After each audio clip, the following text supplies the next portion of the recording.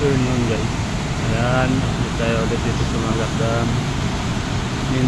Ano na to, Marismin ka na dito sa kabila yung Magat Dam.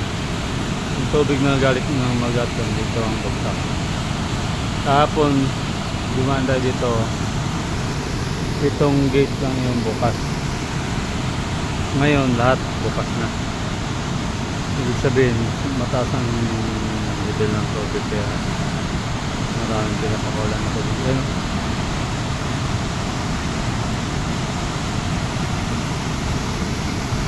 hanggang dito yung ano ng hydro bukas na rin.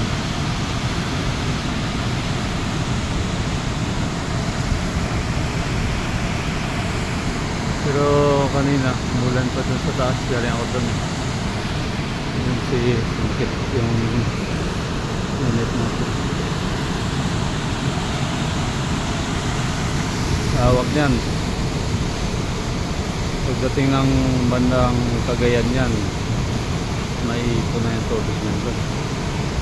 Ito sa dahilan ng pagbaha sa Cagayan.